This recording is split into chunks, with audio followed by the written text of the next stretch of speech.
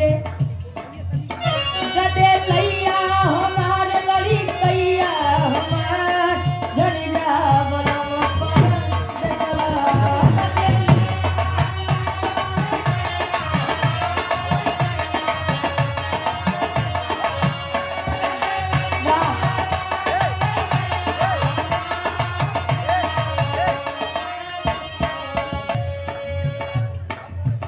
गदे लैया हमार लड़ी कैया हमार जनिया बलम पर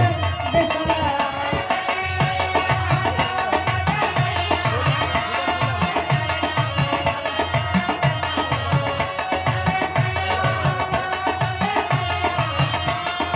अरे वाह अल्लाह जी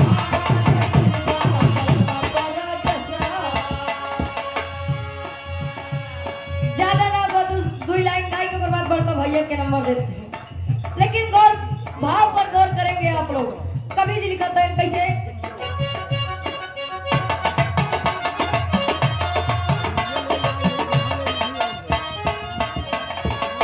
वृंदावन मझार वृंदावन मझार भोला जी नाचे मथुरा वृंदावन मझार वृंदावन मेरे दामन मझार मेरे बाबन मेरे बाबन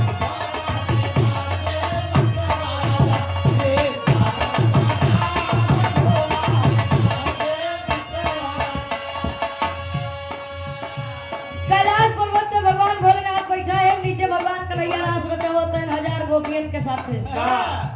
भगवान भोलेनाथ से बर्दाश्त नहीं होत बा कहीं सती हम चली कहीं कोई जा हम तो न जा नंदी जी का साथे भी आज पहुंचत है कहां कवि जी लिखा था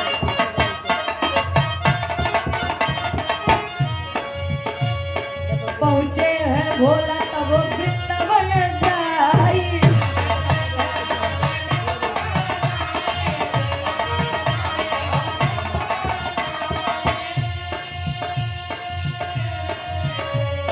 रास्ता रोकी है यमुना माई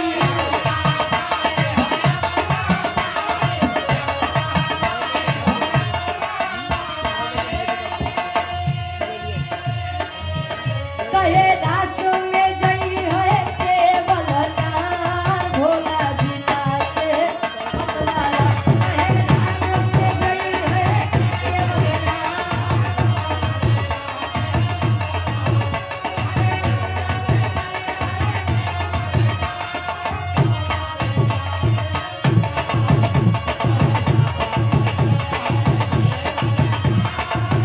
यमुना माई रास्ता झट से रोक दे कहीं स्वामी रास में आपका जाए की इजाजत काहे मातारी हम देवों के देव महादेव जी हमें रोकती है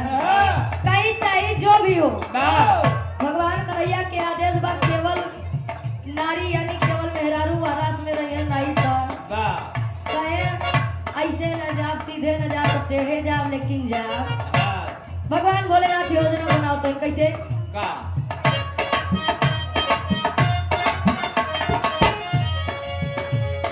भोला दिए है तब जुगती लगाई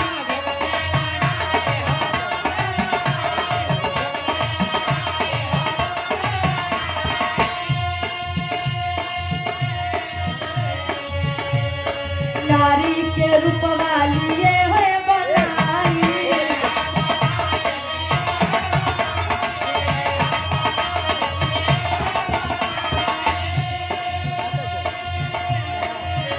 किए सोर हो श्रृंगार किए सोर हो श्रृंगार भोला जी नाचे मतवाला किए सोर हो अरे वाह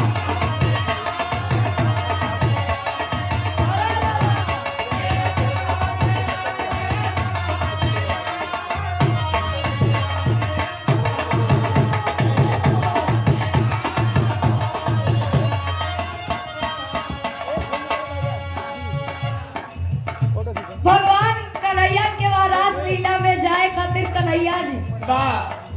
जी के रास लीला में जाए खातिर भगवान भोलेनाथ मेहरारू के रूप बने के 16 श्रृंगार कई के वहाँ रास में जात है। और रास लीला जब होत बा नाचत नाचत कन्हैया जी लगे जब पहुँचे, भगवान कन्हैया कहे ना आए